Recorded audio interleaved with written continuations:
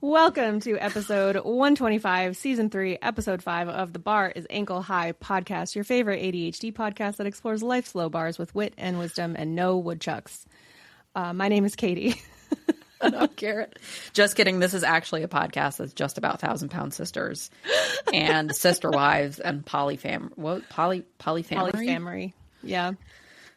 Well, the show is named Polyfamily, but I think their social medias were Polyfamily. You're right. Because I do follow them on Instagram or something.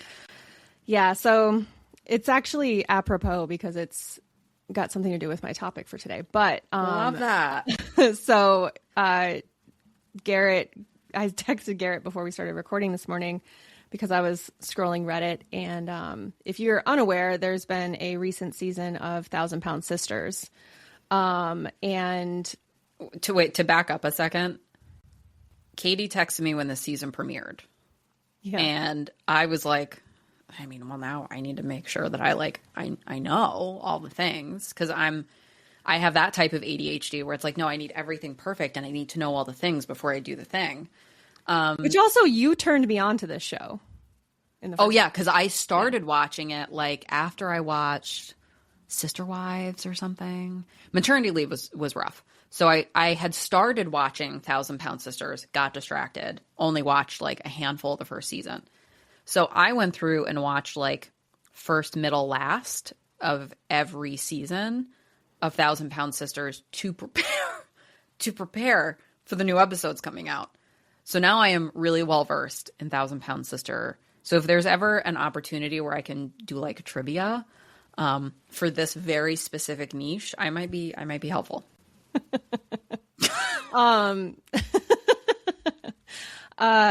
So this season on 1,000-Pound Sisters, the two main sisters, Tammy and Amy, are not really on speaking terms. Which is a bummer. Yeah. It's also they're not on speaking terms because Tammy was up in Pittsburgh or Philadelphia getting skin removal surgery. And when she was there, Amy was rancid smelling, I guess. So her family was making fun of her. Yeah. So Amy got all butthurt because she smelled horrible. And I'm not sure that we were ever told why she smelled horrible. I don't know if it was just a BO thing, if it was loose skin and skin folds, if it was a yeast infection sort of thing. But they also they mentioned that almost as a side note. Yeah. It wasn't even, and I personally kind of felt like it because it led to this confrontation between the two of them. But I kind of felt and somebody else said the same thing when I was reading the Reddit comments, it seemed like an excuse for Tammy to just let out how she was feeling about Amy to Amy. Right. So fast forward to this season because, so Amy just left while Tammy was recovering from her skin surgery. Yeah, she woke up and Amy was like, peace, gotta go. Right. Yeah. So this season, now Tammy is saying, well, she wasn't there for me, and she sent me a picture of her son with a diaper on his head and said, look, it's Tammy after her surgery because she had a facelift, and so she had bandages around her head, which on the one hand... I thought that was very fucking funny, by the way. I thought it was hilarious, I would have laughed too. Really hard if somebody sent that to me and was like, hey, look. Side note, my spouse used to sing a song, My Baby's Just Like Me, Diaper Free. Is that what it was? And then he changed it to My Baby's Just Like Mom, Diaper On, because I had to wear a diaper after birth. And I could laugh about it. Right. It was one of those yeah, man, I'm in a motherfucking diaper right now. Just like the baby. So I'm watching that, and there are some moments on that show where the siblings are, honest to God, very funny and quick and come out with some stuff. And I'm I snort laugh because I'm that's really fucking funny. And even if it were me, I would still be laughing at it. Right. Chris's wife had to, she cold turkey. She was drinking 8 or 10 sodas a day. Yeah. And she cold turkey quit it. And the doctor was like, how was that caffeine withdrawal? And Chris was like, I about died. Like, he just like chimed in, like didn't bother waiting for her to answer. He's very funny. And you know what? Honestly, funny. It seems like he's a good sibling. Like, he's probably like the middle child, and I think he really does try to like see people regularly, and like he's just like a very, very much like a dad. Like, he's trying to like keep up with everybody and take care of everybody and make sure everybody's good. And I was reading that before Amy was taking care of Tammy, Chris and Brittany were taking care of Tammy. Oh. And now Tammy has all these, like, Tammy hates Chris's wife. Oh, yeah. She's real rude to her. Right. Which it's like. Especially because she's finally gotten her weight loss surgery. And now it's a thing that they're like, wow, look how much weight Brittany lost. And Tammy at one point was like, and me too. And we were like, well, yeah, bitch, you were 800 pounds. Like, truly. You weighed so much that your forehead gained weight. Yeah, she has like a permanent lipoma. Like they I think suctioned out her forehead and it came back. Oh my fucking God. Because she needs a plastic surgeon to go in there and actually like Dr. Pimple Popper, like remove it. So that and she may never back. Like it just may never go away. Like I feel like there's just a degree of like memory that her body has to like, yeah, I don't know what to do with this. So here you go. And it's just like you're dealing with a family. It's like really poor. Well, they grew up poor. I mean, they very had dirt floor poor families. Yes, from Tennessee or Kentucky, maybe. And the mother, it seems like she was borderline neglectful. She every time their mom is not on the show too often, but every time she is, there's something about the way she looks at them that I was she's mean. You were the mother that hated your children. Yes. Like you were not there to give your kids a hug when they needed it. You were there to tell them they were stupid. That was your job as a mom. Like, she's there's really just terrible. Something about this woman that she is like mean. Like in her core is mean and like she's just rotten. Yes. And I said when they showed her this season, I thought for sure she had died already. I don't understand how she's still alive. I don't know. I mean, existing out of spite. And I do feel bad because you see all these adults who have had all of these issues stemming from how they were raised. And now, I mean, Tammy, I think, has lived so much of her life borderline homebound, and avoiding any kind of anything, that she is wholly incapable of dealing with any kind of feelings. And when she had feelings before, she was binge eating, I mean, to the point that she was like 800 pounds. So she just has like zero coping skills. So like, I can kind of like the fight that she had with Amy that started with Tammy decides that she's not going to get a job. She's going to volunteer at a humane society, which she wasn't even doing a good job at that. And she wanted the whole family to come see her volunteering at the humane society, which like weird. And Amy, who had recently been bitten by a camel. And arrested. That's not a Mad Lib. Yes. And arrested in the hospital after she was bitten by this camel, which she needed special antibiotics for. Couldn't be doxycycline. She needed special antibiotics because it was a camel bite. But anyway. They were at a drive-through, like, petting safari zoo situation. Type thing. So, and she got bitten by a camel. It's fucking bonkers. It sounds like Mad Libs, but it was real. It was on camera. You saw it happen. Yeah, and she got arrested because her boyfriend, now husband, had marijuana in the car that he alleged that was a medical marijuana situation. But for a different state. Under the seat of... like under the back seat of the car, and there were kids in the car, and she's also in the middle of a custody fight with her ex-husband at the time. And so it was like truly the most, again, not a Mad Lib, and somehow but also very like Kentucky, like that's very white trash. Like it's just the sort of thing where it's like, well, what'd you think was going to happen, ding dong? Like, you know, come on. So Amy did not want to, she asked what types of animals were going to be at this humane society, which I think is a fair question, because you can go to some rescues where there's like a fucking llama randomly or whatever. And if she's feeling some type of way, like whatever. Yeah. And also if somebody's looking for an out, just give them the out. Why? If I have to pressure you to go, I don't want you there. Right. Especially if you're going to tell me how good I am at volunteering to pet cats or whatever. Even like they showed her volunteering and this dog took a dump and she's like calling somebody else to come help. Because she probably can't fucking bend over. Well, the worker was like, oh, well, I didn't show you where the bags were, but the next one's on you. Yeah. And like was very pointed where it was like, also on the other hand, I'm like, you couldn't have figured out what the situation is. Zero life skills. Like wasn't even able to take care of herself. I would have been like, hey, if you show, like, I'm going to finish walking the dog, whatever, put him inside. Can you just show me where the waste bags are and I'll pick that up? But like, obviously I don't have one on me. Like I just would have phrased it differently than, But again, she also didn't want life skills to the point that she literally didn't even think to ask about a poop bag. Yeah. Well, because she's never had to do anything for herself. Not even like physically take care of herself, like bathing and grocery shopping. And when she graduated high school, she was like 400 pounds. Yeah. So like she was, and she's only 5 feet tall. So yes, she's very petite and was already effectively wheelchair bound when she graduated high school. Like at no point did this girl ever have the ability or reason to develop these skills, frankly.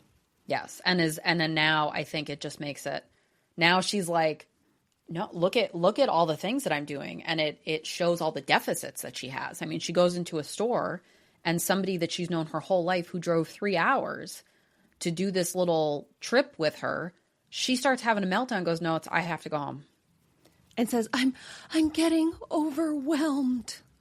And then starts crying and like tells him to throw the clothing on the floor of the store, like just throw it down. It was just like bizarre. So Tammy is bizarre. A hot mess. But I was on Reddit this morning and I saw something that was talking about the sisters and their relationship with each other. Because when Amy asked about what type of animals are at this ASPCA, Tammy said, well, bitch, if you don't want to go, then just don't go. Like immediately flew off the handle. And then doubled down. Yeah. And Amy was like, also, this was in a group chat with all of the siblings. Yes. So then Amy was like, well, I'm just asking, like, you know, how big are the animals that are going to be there? I have like PTSD from the camel bite. And which again, I'm like, I don't know if we're going to call it PTSD. Like, yeah, I think it's a little extreme. Yeah. Like, but it was according to the DSM criteria, you do need to fear for your life. And I don't know if like getting a nibble from a camel is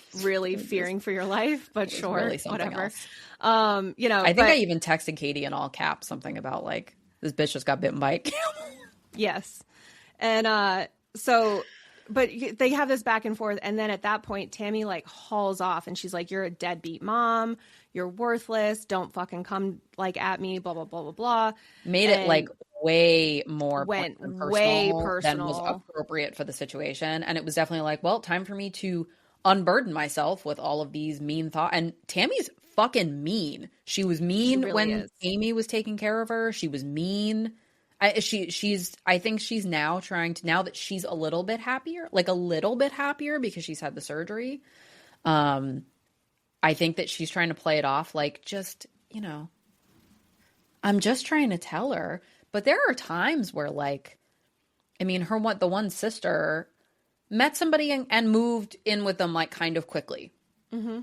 And kind of left the area and was like, I gotta go. Like, I'm going to give this a shot, and left, and then came back because the relationship didn't work out, which just like fucking happens, you know? Right. And Tammy was talking to the camera like, oh, like kind of shitting on the sister. Like how like what a dumb slut, basically. Yeah. Yes. And you're sitting there like, ma'am. Yeah. What? Well, and that was like Tammy is also somebody who had transients basically living with her, but who were feeders. So she's supposed to be trying to lose weight. And these are guys that get off on watching someone who is 700 pounds eat themselves to death, basically. And she, like, while that was happening, would then go to her doctor and be like, I'm following the diet. I don't know. blah, blah, blah, blah. And they're like, well, you're not. If you're even exactly the same weight, you're not following the diet. So. I generally have found Amy to be way more tolerable than Tammy watching this show. Yes and no. My problem with Amy is that I feel like she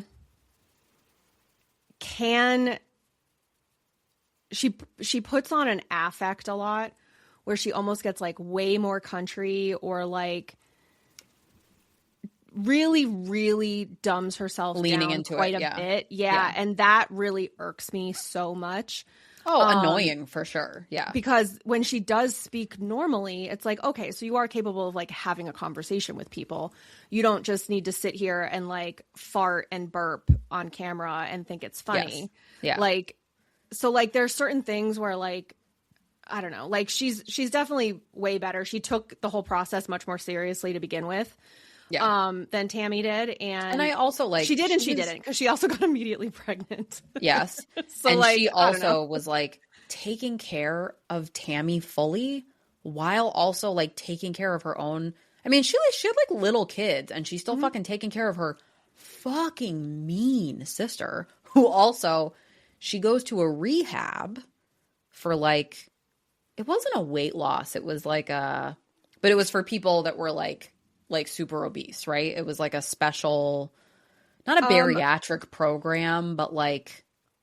It may be folks who had like eating disorders in general, and she... Oh, maybe that's what it was. Maybe. She went twice, right?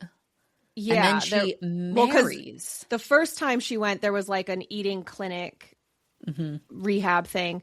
The second time she went to rehab was after she got COVID, because she was in the ICU and she had to be, she had to have a trach put in, and then she was on the trach for a long time. A very long time, because she could not meet the she couldn't medical requirements to get it taken out. Yeah, she couldn't. And she was real salty about it. Yeah. Yes. And she married a man in this rehab. She gets cleared. Had the same problems. Same problems. Yeah. She gets cleared for discharge, and she's like, "See ya, pal," and he dies like not long after that. And then she was like, definitely, I don't want to say playing the grieving widow, but like, you guys hardly knew each other. You were married for a minute and you literally left right after you got married and went home. She was pissed at her sister, Amy, who at the time had like 2 toddlers, that she wouldn't drive the 8 hours to go visit her for like a fucking hour. I was like, on what She also planet? had a very like ostentatious kind of funeral for this guy. Who, not to say that like he didn't deserve a funeral, but again, it wasn't his family having this funeral. It was his new wife, who it really seemed like it was a party for Tammy. Yes, and the urn was like just part of the theme decor for the party, like, which is sad. It was just very bizarre. Like, it was. So it's just one of those, like, it's a really crazy thing to watch. And I was saying to Katie recently, like, you know, now we've gone past the like kind of shtick, like novelty of it. And now it's like, oh no, this is the real life part where these people like literally don't have interpersonal skills and have these like now resentments and estrangements and you know, have these conflicts that they can't resolve and can't speak to each other in a healthy way. And it's, you know, Tammy's got a girlfriend now who is way too fucking nice. She's way too fucking nice and normal to be with Tammy, who's trying really hard.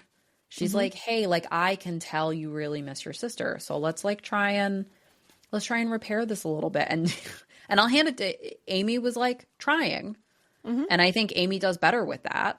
I think all of the other siblings really do. I think they all really understood that, because they all have had some sort of weight issue or something. I think all of them have had bariatric surgery at this point. I don't know if the oldest one did. The oldest blonde girl. one? Oh no, she did. She did? Misty. Yeah. Oh, okay. She and Amanda both did. But I feel like they all understood that there was a lot of like personal work that they needed to do to address just their lifestyle and how like really what was causing them to eat so much, different stressors in their lives. And to the extent that like certain things you can't change. Like you can't change your family, but you can change how you deal with your family. And I think Amanda in particular, like she just walks away. She's like, yeah, no thanks, I'm out of here. I will say one of my favorite television moments in history will be when Amy and her husband broke up and her oldest sister Amanda was there, and she was up in this man's face and was daring him to hit her. And it was a really epic breakup, but I just really respected she just like laid down the line. It was like, oh, no. We've crossed we're not doing this anymore. Like, it's not happening anymore. It stops right now, right here. And I didn't realize that part of it was that Amy can't drive because of her eyeballs. Yes. I didn't know that. And that's going to create a situation where she's going to wind up with somebody really controlling. You know what I found out, though? On people. What? She's legally blind because her mother contracted the disease that is in cat feces when she was pregnant with her. And toxoplasmosis? Yeah, either from handling cat litter or infected cats or you can also get it in the garden. Not washing your hands afterwards. Yeah. So she that is why Amy is blind. You're kidding me. I thought it was just because she has a very, very lazy eye. That's probably why she has the lazy eye. Because of that. Absolutely. Because it can cause full blindness. Like, I remember being in a prenatal appointment and saying to the nurse practitioner that Katie and I used to see, who's lovely. She was really, she used to be a midwife. She was really excellent for prenatal care. She just retired. But I miss her so much. She was excellent. And I said to her, I was like, I don't know, I'm really, really nervous about toxoplasmosis because I read that you can get it from gardening and I'm out in the garden all the time. And she was like, Garrett, just wash your hands. Just wash your hands. She was like, just wash your hands after and it'll be fine. I was like, that's it? She was like, yeah. Do I have to tell you not to eat the dirt? Wear gloves. And I was like, oh. Just you with your fingers in your mouth in the garden. Doing a taste test on all the dirt to make sure it's okay. How do you know the pH levels? Dwight Schrute out there. It's got a real, what did Michael Scott say? It's got a real Ogie afterbirth. But yeah, it was just one of those. She's like, yeah, just wash your hands. And I was like, oh, yeah, I do that a lot. She's like, yeah, it's fine. Yeah, well, Amy's cut to this lady who's like, let me mother. Just eat treats out of the fucking litter box. Yeah, I guess they said it in an earlier season. Oh my God. But yeah, and that just breaks my heart. Like, that's just like somebody who didn't get good prenatal care, who didn't have, like, these are people who like aren't being thoroughly parented. Like, you don't have somebody who's like, hey, like, this is basic hygiene. These are things that we don't do. These are things that we do. Things to avoid. Like, you don't have somebody who's like teaching you these things. And that, I just like, that breaks my heart when I see, because now you've got adults who, she can't fucking drive. She's blind. Mm-hmm. And it was very easy for her ex-husband to take advantage of her and make her feel trapped. And then she was dealing with postpartum depression on top of it. And when you can't drive and you can't even like leave the house to like go do something on your own, it makes it, I can't imagine how suffocated she felt. Oh, and having a spouse who refuses to do anything. What a skin tag of a man. Holy And hell. honestly, at first, I was like kind of impressed by him because he was like fucking helping her take care of Tammy and pushing Tammy's wheelchair all over the place on up hills. And I was like, man, that's a tough one. That's a thankless. And then, as time progresses and then you're like, oh, you see, and it's again, the novelty wears off and you see the reality of it and you're like, oh, this is sad. And that's why, like, I think that I kind of had a soft spot for Amy because it is relatable also to knowing that feeling of being postpartum and just feeling like you're drowning in things and you can't get ahead and you're so tired and there's just no getting rest. And she had her kids back to back too, which again, I think they're like a year apart or something. Yeah, they're pretty much Irish twins almost, I think. Yeah. And again, I mean, to your point of, comprehensive prenatal care and just healthcare education, right. In these rural areas, which is, only going to go down with the closure of all regional hospitals, but and all the federal cuts. Yeah. So, but in any event, I was on Reddit this morning and what I noticed was that they were talking about how Tammy always talked about how she was valedictorian of her high school class. And someone said, well, like, how hard is it to be valedictorian of 20 people kind of thing? And There was a reply that was like 20 what hamsters, and I was like, oh, excuse me. I can't with Reddit right now. Oh, somebody was talking about her forehead the other day, and they were like, "What do you?" They were calling it Tammy Slayton and the forehead of secrets or something. And I was like, I was literally reading comments off out loud to my spouse who doesn't watch the show, and was like, I was like giggling because it was just like sometimes the stuff is just so outlandish and so funny. I just can't. I can't. Well, come to find out that she's the valedictorian. She didn't graduate a public high school. She graduated a special education program. So she was the valedictorian of a special education program, which I'm willing to bet she was in a special education program because of her size, not because of her intellect. But still, if you're in a class with other people who are there for their intellect, having the best grades isn't something that I would be bragging about. It's kind of just a default setting at that point. Or like, you know, full information if you're going to talk about how you're the valedictorian, mentioning. Yeah. I mean, that's like me saying I'm the valedictorian when there was 2 people in my class, and you know what I mean? It's like me and the dog, and I'm king of the castle. Well, yeah, I mean, basically it's like, you know, like all the jokes about homeschooled kids, right? Like, they take their mom to prom and brother or sister. Yeah. So if you're in need of a show, that's messy. It's messy, but like the drama doesn't really affect anybody but them. So right, and it also like sometimes legitimately funny. Like Chris comes out with stuff, and they had a welcome home party for Tammy, and he made a pin the trach on the Tammy game, and I almost spit out my drink. I laughed so hard when he said that. And again, that's something that like if I were Tammy, I'd be like, bah! Like that's funny. That's funny. Yes, it's objectively funny. Yes. And it also like I think if I were her siblings, I would have been hurt because she was talking about how she like couldn't tell her family about her girlfriend. Meanwhile, like her one sister was like, my son's gay. Like another one like has a child who's, I don't know, somewhere not heteronormative. I think she's with a woman. So it's just one of those like the whole family was like, no, nobody really cares. And then you find out it's just Tammy being weird.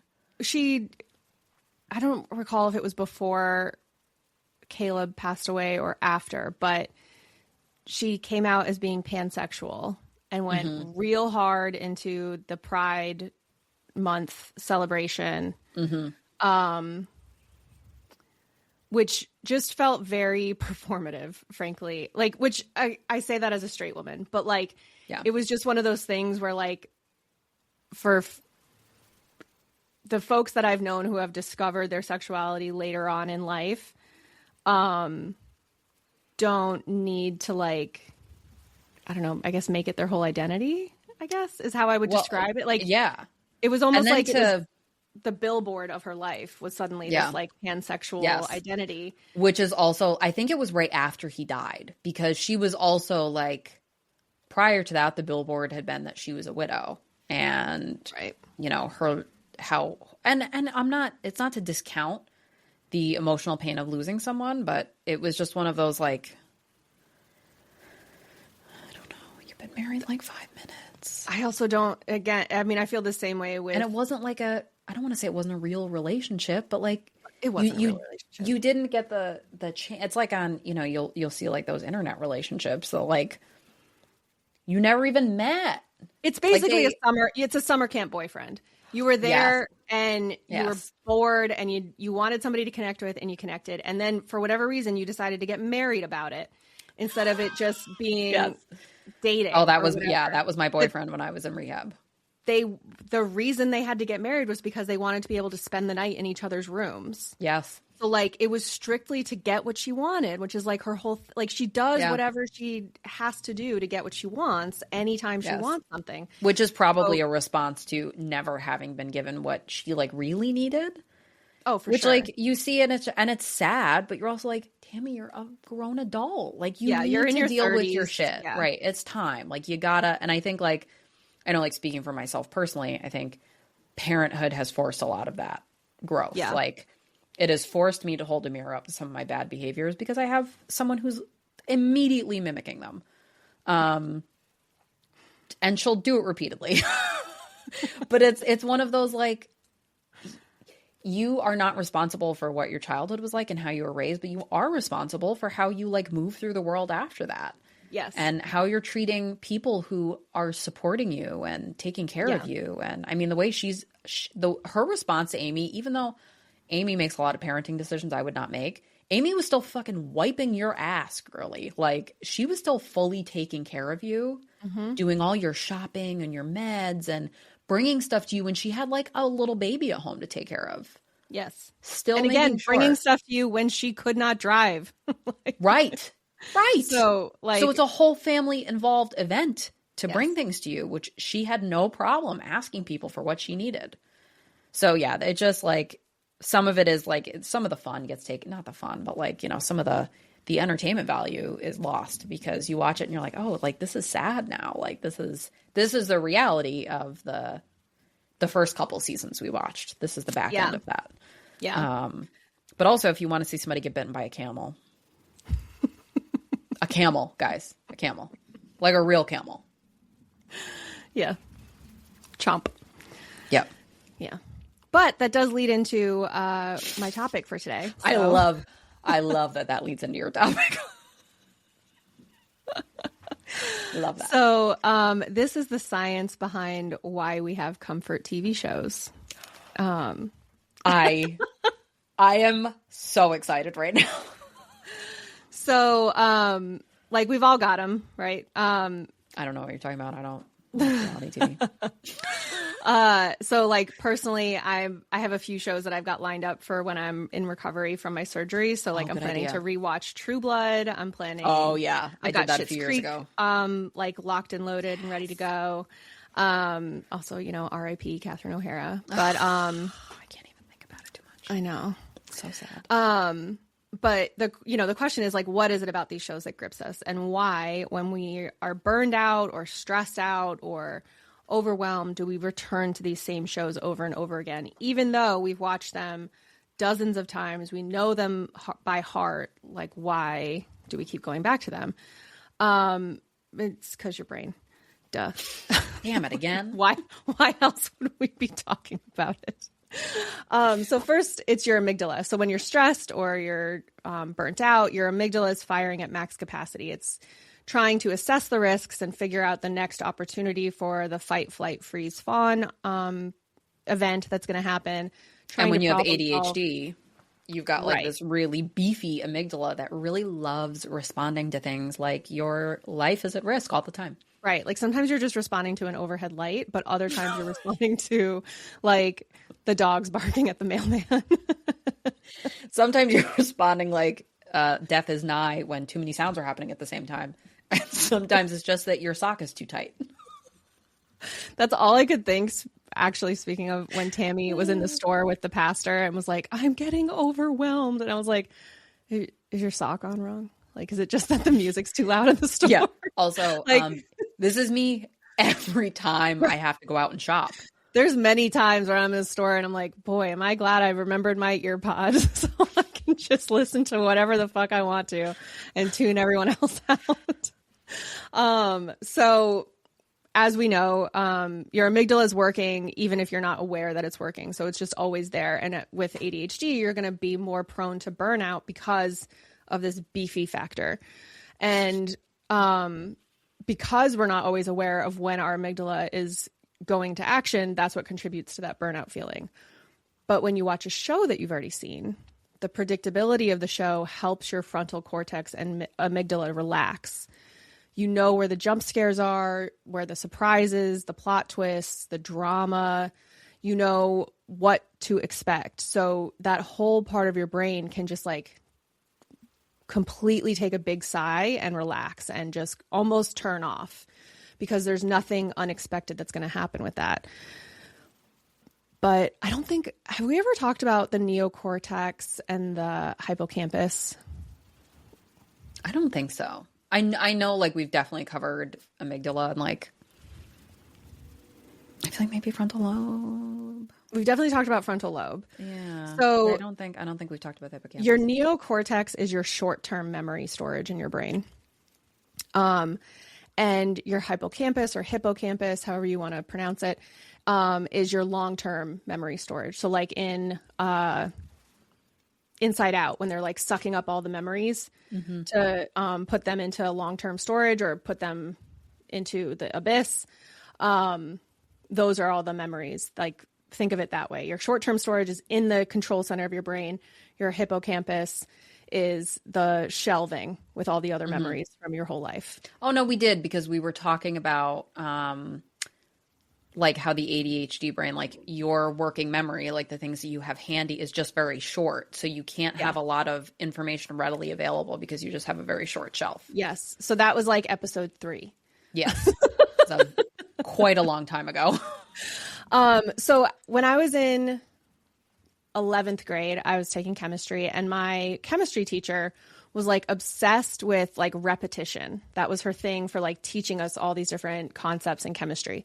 And she kept saying, like, you want it to go from your neocortex to your hippocampus. You want it to go from your neocortex to your hippocampus. And she kept like doing this motion over and over again. But the idea being, with the repetition, it goes into your hippocampus, you get it into your long-term storage, and it becomes easier for you to remember because you're not relying on this immediate callback ability. Yes. Right. Yeah. You have it like permanently stored because you've actually learned it instead of cramming and memorizing it for an exam. Which was how I've survived every form of schooling, personally. But a recent study found that watching an old show and that watching that comfort show actually activates your hippocampus. It activates your long-term memory. So when you watch a show that you've already watched from a while ago, your brain activates those memories from the last time you watched it.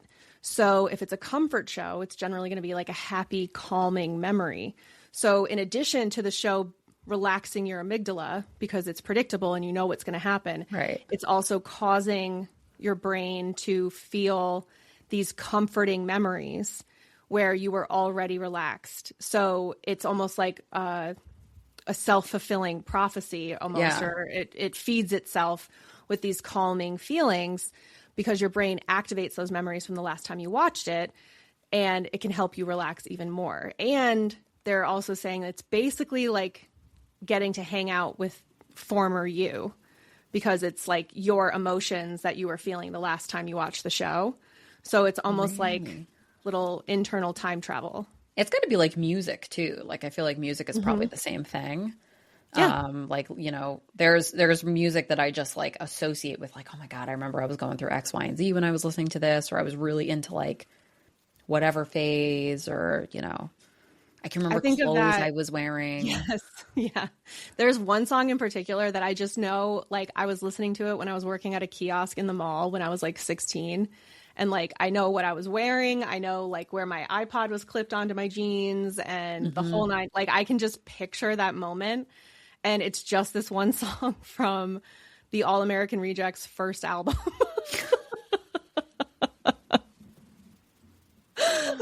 Isn't it amazing? Like, and it's also like, speaking of that long-term storage, like lyrics to things that, you know, a song I haven't listened to in 20 years, that it's like you remember every word to it and you remember all the little like intricacies of the music.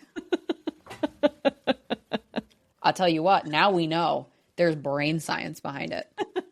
So it's not my weird little ADHD brain, my little squirrel brain.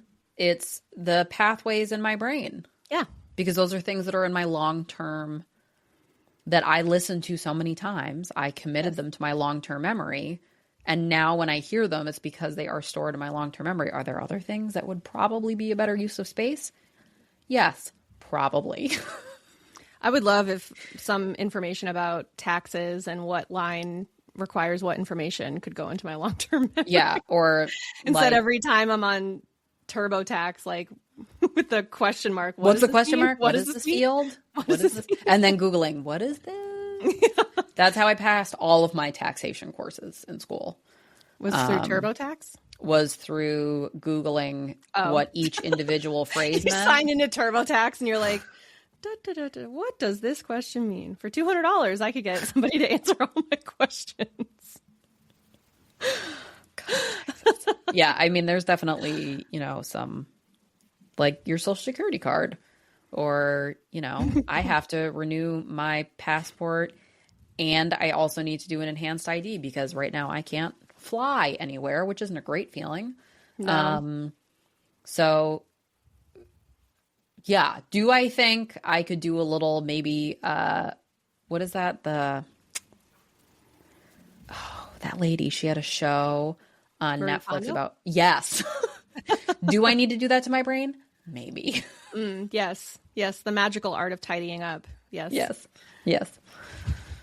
The problem is that I'll pick something up in my brain to hold on to it and say, oh, yes, thank you. This does not spark joy. And then I pick up the next thing without putting the first thing down. I go, yes, this also does not spark joy. And then you're like, look at all my rocks. In the jerk, just carrying all this shit with me out of the house. Yes, it's like Sanford and Sons by the time I'm done. There's just a pile of it stacked like 30 feet high. Yeah, exactly. Of all my treasures that I've shared and saved. But yeah, so I thought that was something, because I just feel like, especially, I mean, by the time this episode comes out, it'll be like May, I think. I'm sure by then, I mean, I hope by then the president is different, but in a different state than the one we have currently as of February 8th anyway. But God, party. That doesn't necessarily mean it'll be any better. So there's definitely some comfort TV that'll be necessary to get us through, I think. I think the other comforting thought with everything in life, but especially right now, is like the kind of like this too shall pass. But like there's been shitty men before, and they all die. They're all going to die. They're all going to die eventually. And there's more of us than them. So my feeling, at least what the narrative that I'm telling myself right now, is we are not, things aren't terrible, that we are watching them unfold, and we need to like ride the wave and let them unfold. People haven't been held accountable yet, but that doesn't necessarily mean they won't. Right. Because there's got to be, so we have what, like 350 million people in the country or something. You can't tell me that 200 million people are not furious right now.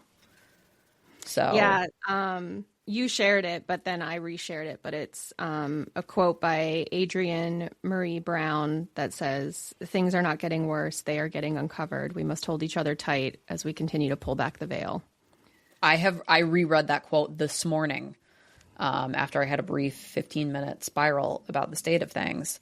And I will say, like, as a parent, I think that getting up every day and, having to do the same routines, and knowing that, I need to still keep my child safe and happy and healthy, that I can't help but be an optimistic person. I really refuse at this point to accept that things are just going to get worse, because I think that there has to be accountability at a certain point, and we have to have hope, and we have to have optimism about things. I also think that's the magic of being around children, 100%. Whether you're a parent or, an aunt or whatever, but there's just, I think one of my favorite things, which is one of my, I still think it when I go out in the snow for the first time, every winter, but children always look at things with like such a level of wonder that I just find like so inspiring and like so magical. And there's like moments like this past full moon, I was having a go of it at work, frankly. This full moon sent everybody for a loop. I was struggling. I was on my last leg, frankly. But when I would like get up to go to the bathroom in the middle of the night, when I'd go back upstairs to bed, the window in our stairwell is like perfectly aligned with the moon path. And so I could just see the full moon. And it was just that sort of thing where I was like, okay, deep breath. You're going to be okay. You can see the moon. And it was like this very like grounding moment. But it was also those moments of where I was like, why would the moon calm me down if not that being like a sign from like a past life or like the witchy women that came before me or something like that, where I was like, okay, they were here before me and they made it through and I am too, kind of thing. So, you know, it's just like, but watching like your child have like wonder about things or like, you know, take PK by the hand and drag him over to her play station and like then walk away. 10 out of 10. Bye, bitch. She just leaves. You need to be occupied. I watched a clip of this guy who, it was an interview, just like one of those like street interviews. And this guy had lost his wife a couple years before. And he was saying that he was like at her funeral and he was kind of looking at her and he said, well, you know, tomorrow the sun's going to rise in the east. And I'm like, that is 100% it. Like the sun is still going to rise tomorrow. So I think there is a lot of grounding to be found in that. That these pieces of shit, these like evil men, there is a reckoning to be had. I think that there are too many people that are too furious. I mean, maybe we're going to be eating our words by the time this airs, but there have been too many wrongs. I think these files being released, I think everyone, I mean, I know in our house, obviously, I have voted against this man thrice. Yeah. But I think we are fully at the point where it's like, this is not acceptable. And I don't accept this as a future for any of us, let alone these kids that they, you know, they didn't ask to be born. They didn't ask for this environment. And I certainly don't feel like we should be handing this world off to them. So I think that there's a lot of work to be done, but these old pieces of shit, our piece of shit president, our pedophile president is near death. He is shitting his pants on television. He is dementia soup right now.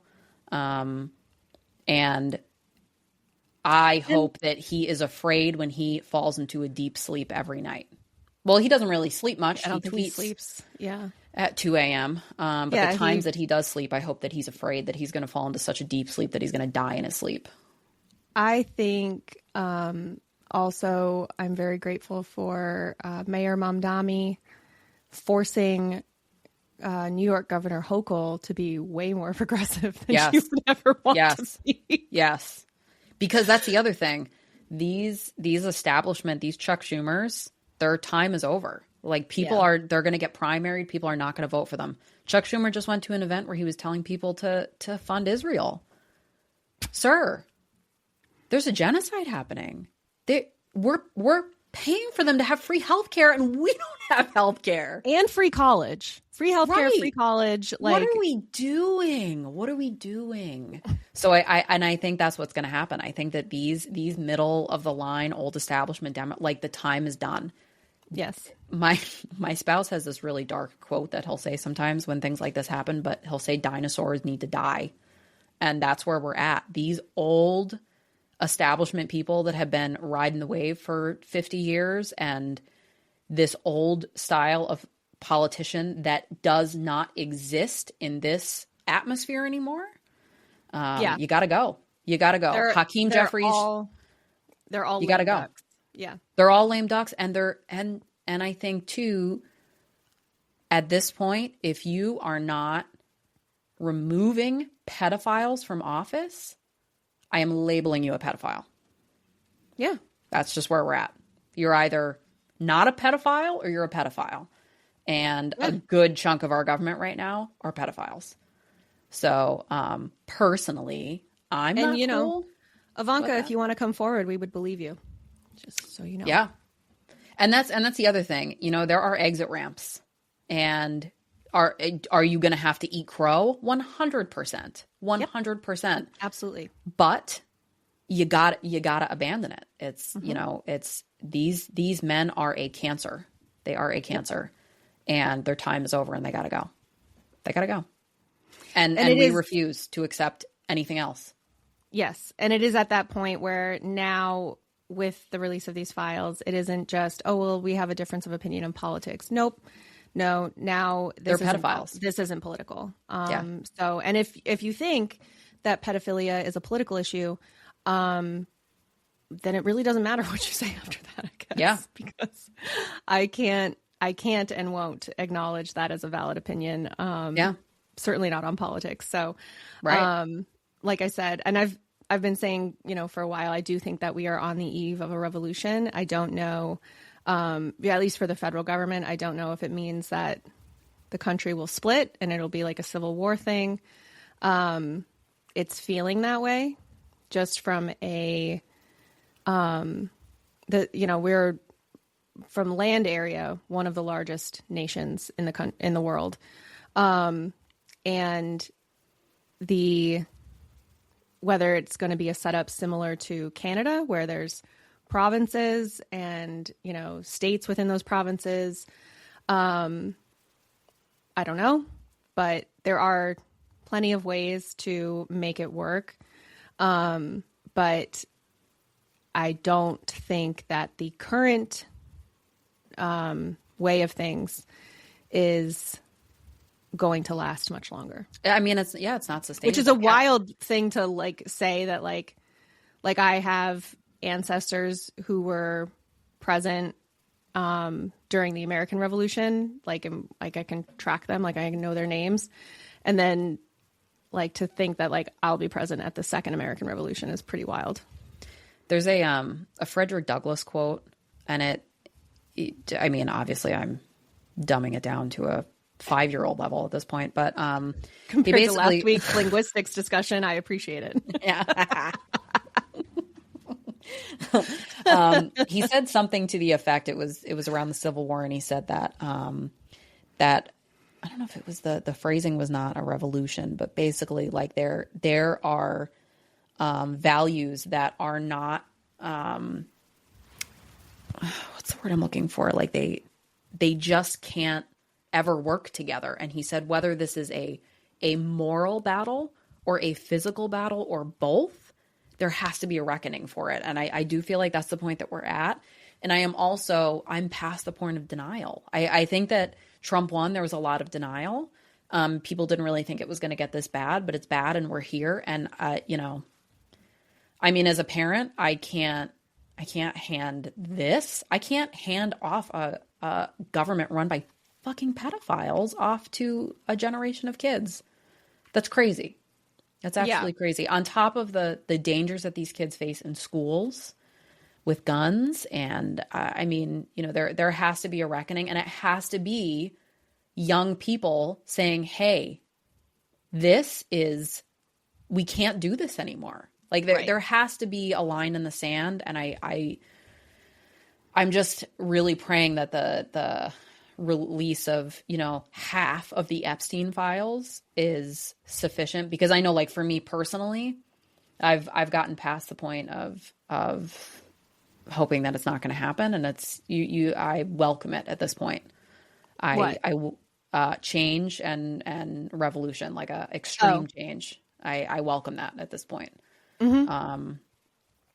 Because these are principles that I'm willing to stand behind. And that's not, I mean, this country has a very sordid history, and there's a lot of really fucked up things that we have done and are doing. Yes. This is not the first time that white men in power of this country have been publicly or proudly discussing the rape of 9-year-old girls, just to be clear. Thomas war Jefferson crimes, loved it. Right. So, war crimes, bombing other countries, taking out heads of state, starting wars in other countries, just so that we can sweep in and then take control and be absolute colonists. That's what this country's built on. Pillage for resources. Yeah. Right. But I think there is also a sense of possibility in the United States. I think there is an eternal optimism that Americans have. And I do think that there are principles that absolutely need to be defended and protected. And, the fact that people are getting murdered at protests for trying to protect their neighbors, that is the least American thing I can think of. Mm-hmm. So I'll get off my soapbox, but fuck the pedophile president that we have and the rest of the men that are complicit in this system that they created. Yeah. Yeah, I mean, I hope that they all die by choking on diarrhea, frankly. Butthole spiders. Yeah, I love that. Yeah. Love that. Disgusting. Visual, speaking of diarrhea, I saw a note. Switching gears. What a segue. Right before we sign off. But I saw a post that the Ballerina Farm was selling raw milk, and they decided to stop selling it, even though it was passing all of Utah's tests for to be like able to sell milk. Well, they were found to have the cholestemia, which is like the thread of bacteria that includes E. coli. Mm-hmm. And then they said like, oh, well, for now, we're just going to stop producing. We're just going to stop selling raw milk until we build a new dairy that's like designed to, like, they were basically saying like the dairy that they built was for pasteurized products. And they're hoping that in the future, they'll be able to build a different dairy that's specifically for like bottling unpasteurized products, but it has to be like tested daily or something, and in order to be like legally sold. And I was like, you're still gonna sell it to the fucking freaks that think that raw milk makes your skin better, whatever. One of the things I do love about this moment in time is all of these like little niche accounts that I follow are just coming out and being like as political as they possibly can, and it's just like, it's beautiful to watch. And then they lose a bunch of followers, and then they do a follow-up post that's like, well, fuck your mom, basically. So I have been enjoying that, but one of the ones I follow, I think she's a Canadian farmer, and she was talking about raw milk, and she did a video of one of her cows from like, she was walking behind one of her cows. And, you know, I love cows. I think they're adorable. I think they're sweet. But also their butthole, their giant butthole, is right above their udders. And she was like, how does E. coli get into milk? How does E. coli get into raw milk? She was like, maybe it's this giant butthole right above the udders. I'm like, yes. I mean, it is a truly gaping butthole. Like if you've never, for whatever, I don't know why I've seen it, but the doctor doing the like rectal exam, it goes all the way up to their shoulder. Yes. And it's like they don't have to put on Vaseline or anything to get in there. It just goes right in. Bloop. That's how big their beehole is. Yes. And like, they're just cow pies wandering around. Right. Like it's enormous. It's an enormous amount of fecal matter. And it's kind of like vaccines. You're just like, you're like this close to getting it. I don't like, I remember reading a tweet and somebody was like, what if instead of vaccines, we were just exposed to like a little bit of it? And you're like, yeah, you dummy. That's what a fucking vaccine is. Kind of like, well, maybe if we just like heat up the milk and kill the bacteria. Yeah, that's fucking pasteurization, you idiots. It's somebody who's like, oh, I just get a base tan before I go on vacation. That way I don't burn. And, you know, in 15 years, yes, I did get melanoma, but I'm pretty sure it's not connected. Like, no, girlfriend. The solution is sunblock, not the base tan. I didn't get lung cancer from the vaping. I don't have popcorn lung from the vaping. I mean, it's just like, but we'll still carry a cell phone in their pocket. Like, what? So, oh my God. People are still dumb. Raw milk is still one of the dumbest trends. I can't imagine how bad your breath is if you've had raw milk. That's all I have. Like, coffee breath is bad. I can't imagine coffee breath plus coffee made with raw milk. It's honestly like the thought of it is like of raw milk is repulsive. I'm not a milk drinker, which we've talked about before, because Katie is married to the ultimate milk drinker. Yes. But my husband was a calf in a past life. Maybe in a current life. We don't know yet. The tests haven't come back. But it's just like one of those.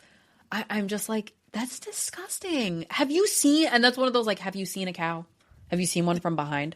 So true. Like, it's the same with like Like, I understand the argument. Like, I know it's not the same, but like with pigs and like it not being kosher and like, oh, they're a filthy animal. Yeah. I held a piglet once. I smelled for the rest of the day. It was a piglet. And it was clean. Have you held a piglet immediately after birth? Because no, I know that you did that on your honeymoon because you have a kink. But I'm kidding. What a fucking weird she doesn't have a kink. It's just the weirdest stuff happens to Garrett when she goes to Europe. It's really true. The weirdest stuff happens to me in general. But yeah, like I mean, it's just like. Oh, yeah, we didn't tell them that. I forgot about it. Garrett she came home from work the other day and texted me. Well, I got a voice memo that was like following Garrett discovering this bird in her house and then trying to track how it got in. But then like a subsequent message comes in about something else and then gets interrupted by more bird facts because then Garrett realizes that all of these things were like knocked off of a shelf that the dog couldn't have reached, and then realizes that there's globs of bird poop all over her house because this bird was locked inside apparently all day just having a field day. And so I had like 3 or 4 voice memos from Garrett where she's like going through discovering the craziness of her life. And it was one of those days where you get home from work and you're like, wow, thank God. That was the voice memo because you were like, wow, I was sitting in meetings for 6 hours straight today. Oh my God. It was like, I had this. I've had all these things going on. It was just like such a busy day. I opened the door to the laundry room and a bird flew at my head. Flew right at my fucking face. Like a chickadee, not like one of the birds that she has on the farm. So yeah, no, this was not like wild one of her birds. Wild. And I then was like, we were also in this cold snap. So it's now, do I leave my door open? Right. To let this bird out. This bird that it flew at my face and then I immediately lost sight of it and I couldn't find it.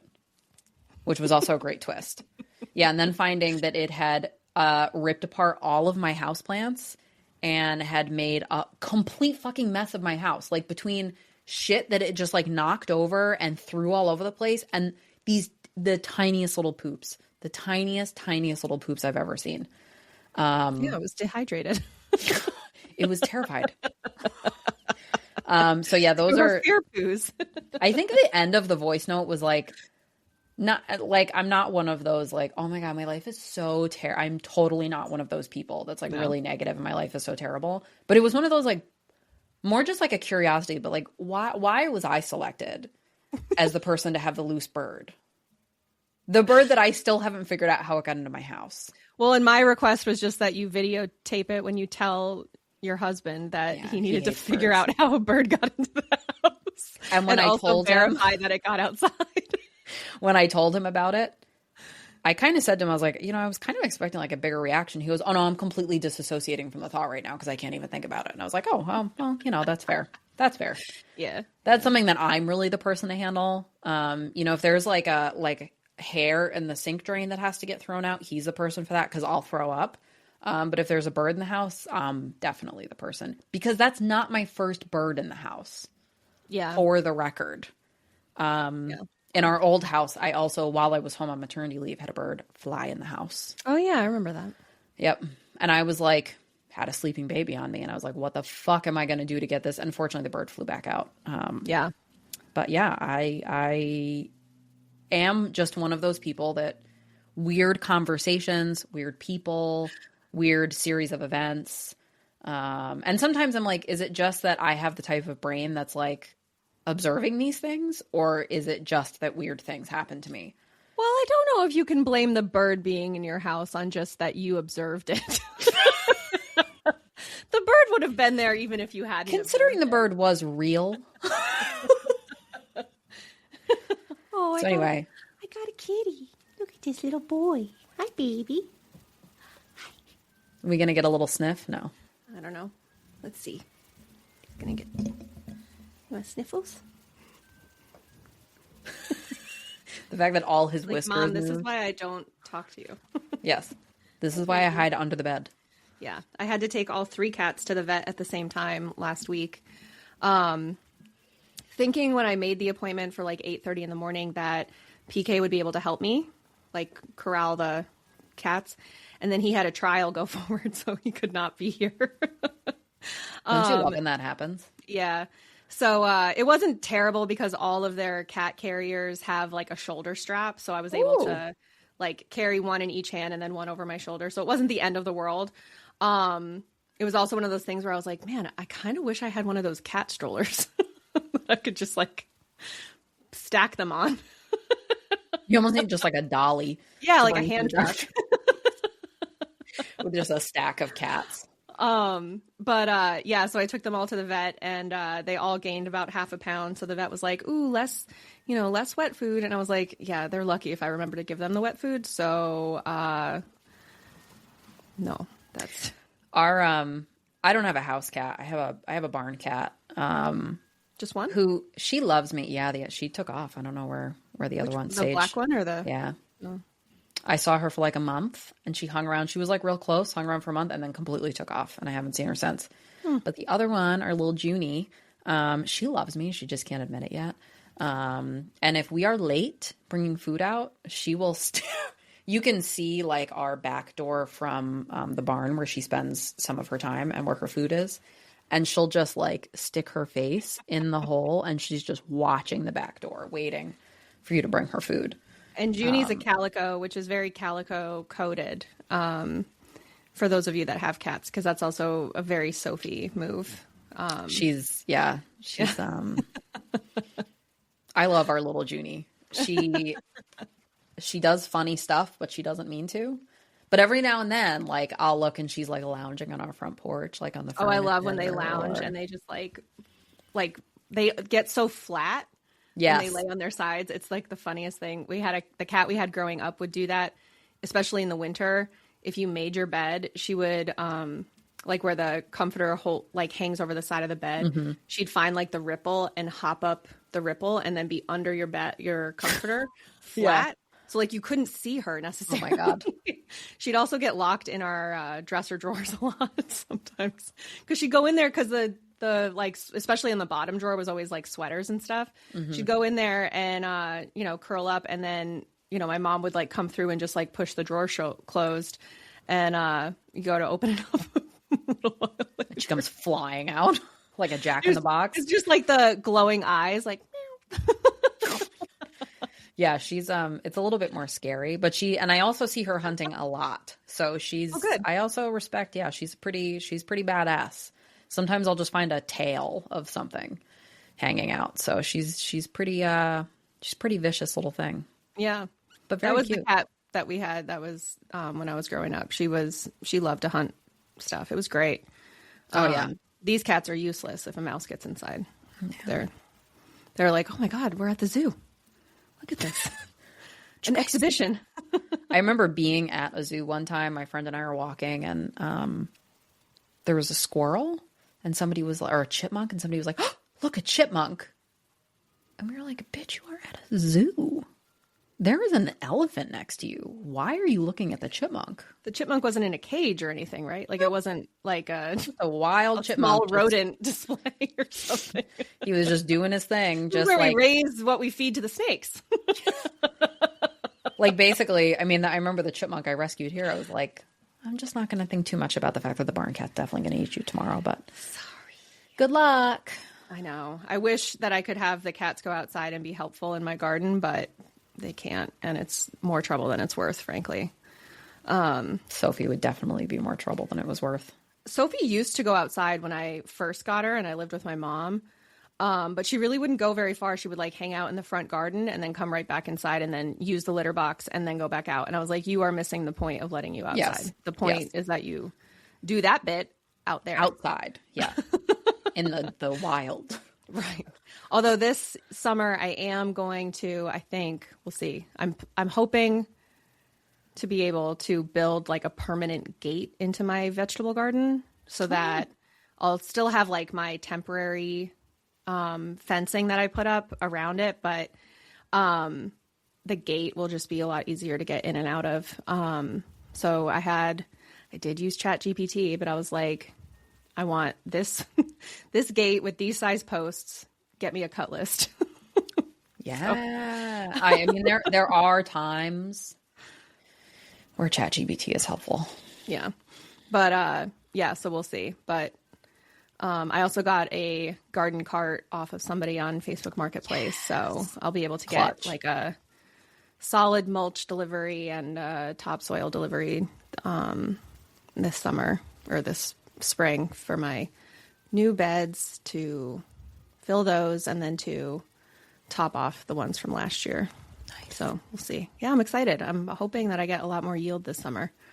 Not that I didn't get a lot last summer. Oh, no, yeah. Now I know what to expect. And I'm going to move around. Like, I'm going to put my strawberry, I think I'm going to put that in a hanging thing because it was just getting eaten alive by whatever. I was going to say, it might keep some of, I feel like chipmunks go in and eat mine. Yeah. Or like squirrels. And if I put it in a hanging bag, I can, like, I have like the mesh bags to go over a tree, but I could also like put it. Oh, yeah. Like up. So the birds can't get to it either. Right. Yeah, because they're fucking bastards. Like, I get it. You have to eat too. Wait, but I put out bird seeds. Also, like, stay in your lane. Oh, whatever our chickens don't eat, the fucking squirrels do. So I'm like, okay, guys, is that not enough? Is all of this not enough? Right. The broccoli that you're eating, is that not enough? It's organic. Jesus. To steal the rest of my shit. Yeah. Well, that was a cool episode. I thought it was just really interesting. And, you know, like the idea that like recovering from illness or whatever, when you want that comfort show, like the reason for it is that it's just tied to like those really peaceful memories as well, in addition to relaxing your amygdala. So kind of cool. Yeah, that's very cool. Also, I think it goes towards watching a show that's been out for a while. So like if you need to, you can Google why something happened or what happens and like kind of have an idea of like what to look for. So I think it goes to that. Not as much, of course, but we're watching Gotham right now. And I watched, I think, a few episodes. I didn't really. It's very good. I really like it. Honestly. It's got that blonde guy, right? From the OC. Yeah. But it's really interesting. There's like the Riddler is in it. Penguin is in it. Mr. Freeze. Did you watch Penguin on HBO? No, not yet. Oh, that's a good one. Yeah, that's a really good one. But yeah, it's just very interesting. It's an interesting take on it and like cool little like origin stories and stuff like that. And because it was on CBS, it's like 24 episodes a season, so it's like lasting. Yeah, which is like like an eternal show. Old fashioned. Versus HBO, they're like, I hope you like these 4 episodes you're getting. Yeah. You're going to wait 3 years for another one. CBS is like, how would you like 600 episodes this season? Right. Tom Selleck isn't available for 3 of them, but otherwise.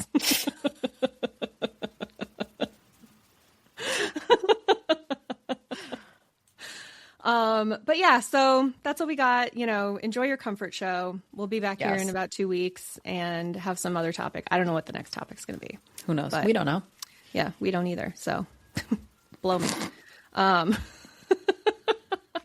There we go. It's been a while.